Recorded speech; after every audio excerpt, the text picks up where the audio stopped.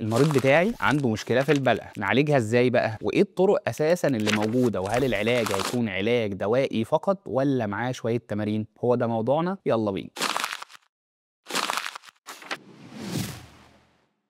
اهلا وسهلا بيكم في فيديو جديد لينا. في الفيديو بتاعنا النهارده هنكمل الفيديو اللي فات. الفيديو اللي فات اتكلمنا فيه عن مشاكل البلع وليه بتحصل اصلا مشاكل البلع مع مرضى السكتات الدماغيه او الجلطات الدماغيه. في الفيديو بتاعنا النهارده بقى هو ده اللي هنتكلم فيه، الحلول بقى، الحلول بتاعه مشاكل البلع. نعمل ايه؟ اول حاجه هنعرفها في مشاكل البلع، اول حاجه هتسمع عنها هي حاجه اسمها رايل. يعني ايه رايل؟ رايل ده هتدخل على المريض هتلاقي المريض بتاعك حاطط تيوب كده، التيوب دي معديه من اول مناخيره لغايه ما واصله للمعده. دي بنعملها ليه؟ اول ما بعرف ان المريض بتاعي مشكلته كلها في البلع او ان هو مش قادر ان هو يبلع، ببدا افكر ان انا احط له طريقه تانية للبلع. الطريق الموازي للبلع الطبيعي بتاعك هو الفيدنج تيوب او الرايل. الرايل اللي بتتحط عندنا دي بتبدا زي ما اتكلمنا كده انها تدخل من اول المناخير وتوصل لغايه الاستومك او المعده. ببدا ااكل المريض بتاعي منها. طب انا باكله ازاي؟ والاكل هيدخل ولا مش هيدخل؟ في منها نوعين بقى في الاكل. اول اكل منهم هو ان انا اخد الاكل الطبيعي بتاعي، مثلا صدر فرخه، شويه مكرونه، وببدا ان انا اطحنهم في الخلاط بتاعي لغايه ما يبقى شبه سائل كده، ادلقه كده جوه الرايل بتاعي، فتبدا تمشي في الرايل لغايه ما تدخل المجرى الطبيعي بتاع الاكل بتاعي. لو انا مش هعمل كده، في مواد معينه بتتباع في الصيدليات او الاماكن بتوع المستلزمات الطبيه، بتبقى خليط كده عاملينه فيه فيتامينز والكلام ده كله، وبيبقى هو ده اللي بنحطه في التيوب بتاعتنا، فيبدا يمشي فيها الاكل، وابدا ان انا اضمن النيوتريشن السليم للمريض بتاعي، ان انا ماشي في نفس البلان اللي المفروض يمشي فيها. ده كده اتكلمنا على الفكره بتاعت الرايل. فكره الرايل انها لازم تتغير باستمرار، يعني مش هلاقي عيان عدى مع الرايل بتاعي اكتر من شهر، ماكسيمم شهرين. ليه؟ يقول لك ان ده فيه انفكشن اصلا، ان انا كده وانا حاططها ده انفكتد، المفروض ان انا في اسرع وقت اشيله. فلاقي ان انا لو المريض بتاعي هيكمل على الرايل شويه اروح اغيره، يروحوا مغيرينه ويحط واحد تاني، او ان هو يعمل له تيست ويشوف هل المريض كده قدر ان هو يبلع والدنيا تمام فاشيل الرايل خالص، ولا لسه نص نص والمريض بتاعي لسه ما اتحسنش فخلاص خلينا مكملين زي ما احنا. عملنا الرايل والدنيا تمام وكل حاجه تمام، يبقى المفروض المريض بتاعي ما يقدرش ياكل من بقه. يعني هو مركب رايل، ما ينفعش ان انا اروح جايب له شويه ميه واروح مشربهم له ببقه، يعني كده هخليه يشرق ويدخل في نفس المشاكل اللي احنا اتكلمنا فيها في اول فيديو اللي اتكلمنا فيه عن المشاكل بتاعه البلع. عدينا المرحله بتاعه الرايل والمريض بتاعي ما اتحسنش والدنيا لسه زي ما هي، بيبداوا يدخلوا في المرحله الثانيه وهي الجاستريك تيوب، وهي مرحله ان انا اوصل دايركت على مستوى الاستومك او على مستوى المعده بتاعتنا. ودي بتلاقيها في الجنب بتاع الجسم بتاعك، في البطن من الجنب كده رايحه ناحيه الاستومك على طول. ودي نفس الفكره بتاعه الرايل، بس بدل ما تجري المجرى بتاعي من فوق لتحت هي داخله على الاستومك على طول. ودي ميزتها عن الرايل انها بتقعد مده اطول وسيف اكتر شويه من الرايل. ليه؟ لان في بعض المرضى بلاقي المريض بيسحب الرايل كل شويه، كل سحبه رايل بتحصل بتخليه يعور كل المجرى بتاعه الرايل اللي جوه جسمه، فبالتالي انا لازم اخد بالي من الحاجه دي. فلو انا هستمر عليها شويه تلاقي الدكتور بيقترح عليك يقول لك خلاص احنا مش هنعمل الرايل دي، شيلها،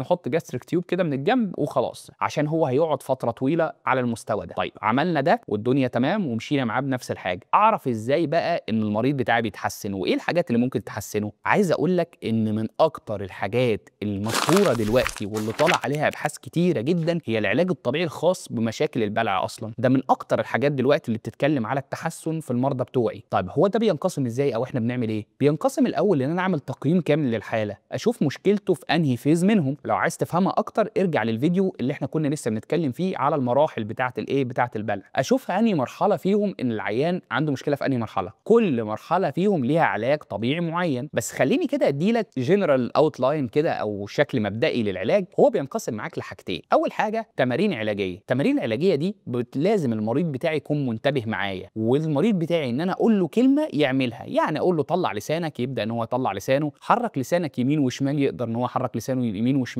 حاول مثلا بالتنج ديبريسور او خفضه اللسان اللي موجوده عندنا دي تزقها لقدام وتزقها للجنب، يقدر ان هو يعمل ده ومفيش مشكله في ده خالص. تاني حاجه شويه استثاره حسيه ليه. استثاره حسيه يعني ايه؟ يعني مثلا اجيب تيوب تلج كده وابدا ان انا امشيها على الشفايف بتاعته، او ان انا امشيها في الماوس بتاعه من جوه في بقه من الناحيتين، كنوع من انواع الاستيميليشن، ان انا بحسن المستقبلات الحسيه للمناطق دي، عشان اقول لها ان انت المفروض تحسي بالحاجه دي فتبدا الدنيا تتحسن عندك. ممكن كمان نعمل استثاره كهربائيه، والاستثاره الكهربائيه واحده من اهم الحاجات اللي احنا بنتدخل فيها مع كل الامراض العصبيه. ممكن ترجع للفيديو بتاعنا عن الاستثاره الكهربائيه اللي بنتكلم فيه في التفصيل عن الاستثاره الكهربائيه، ودي ممكن نعملها للمرضى بتوع البلع، بنحطها بشكل معين وبارامتر معينه خاصه بالبلع، فيبدا العيان بتاعي يقدر ان هو يبلع او يحرك بقه بشكل مناسب، او ان هو يقدر ان هو يبلع وهكذا. حاجه كمان ممكن ان احنا نعملها وهي ان احنا نشغل المريض ده او نشغل الريفلكس بتاع الكافنج، نعلمه ازاي يكح، يبدا العيان يكح بشكل مثالي. لان العيان لو قدر ان هو يكح بشكل مثالي انا مش هبقى خايف عليه، بالعكس ده انا هجرب مع الاكل، لو هو قادر يكح، لو هي دخلت في المجرى بتاع التنفس هيقدر يكح يطلع لي الاكل تاني، فمفيش مشكله، خلاص ما حصلش مشاكل. انما لو هو مش قادر يكح دي مشكله كبيره، لان هو مش هيقدر يطلع الحاجه اللي دخلت في المجرى الغلط، فبالتالي هتفضل مستمره جوه، فهتعمل لك مشاكل كبيره، وهكذا وهكذا وهكذا. كل الحاجات دي نقدر نفيد بيها او نساعد المريض بتاعي وهكذا. تعال نشوف بقى ايه الحاجات الاسسمنت او التقييم اللي انا اعمله اقول ان العيان بتاعي اتحسن ولا لا. في ناس كتيره تروح جايبه شويه ميه وتقول للمريض يلا اشرب، فالمريض يشرب،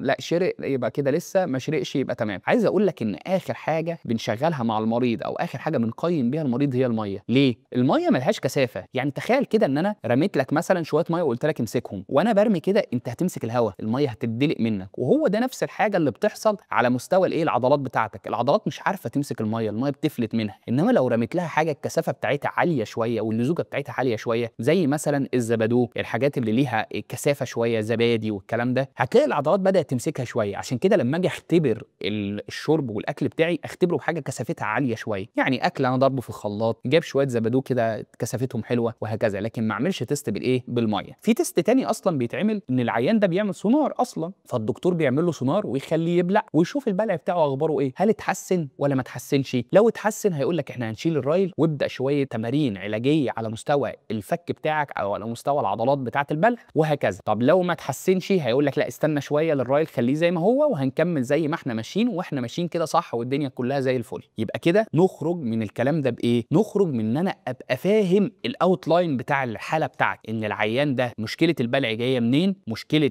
الرايل هنركبها قد ايه وهتقعد قد ايه، لو احنا هنعمل جاستريك تيوب هتقعد معايا قد ايه. كل الحاجات دي تتحط في فريم معايا، ولازم لازم لازم يعمل علاج طبيعي خاص بالبلع. وعايز اقول لك حاجه، ان مش كل دكاتره العلاج الطبيعي بيعرفوا يعملوا الحاجه بتاعه البلع دي، ليها ناس متخصصين. فقبل ما تخلي الدكتور يبدا يشتغل معاك على المناطق بتاعه البلع لازم تسال هل الدكتور ده متخصص في البلع ولا لا، لان هو لو متخصص في البلع هيفرق معاك جدا جدا جدا، وهيخليك تعدي المرحله الكريتيكال او المرحله الحرجه بسهوله جدا ان شاء الله. فتبدا يشتغل معاك تمارين مناسبه ليك وتظبط الدنيا، فهتلاقي الدنيا ان شاء الله اتحسنت، فتبدا تشيل الرايل وهتلاقي الدنيا ان شاء الله واحده واحده كده بدات تتحسن معاك. بكده نكون اتكلمنا معاكم عن مشاكل البلع، فيديو كامل عن المشاكل الاساسيه ليه، وفيديو كامل على المانجمنت او ازاي يتعامل مع المرضى اللي عندهم مشاكل بلع. نشوفكم في فيديوهات كتيره باذن الله جايه. ما تنسوش تدعمونا عن طريق عمل شير وسبسكرايب للفيديوز بتاعتنا والقناه بتاعتنا. مستنيين استفساراتكم وتعليقاتكم كلها، ونشوفكم على خير ان شاء الله.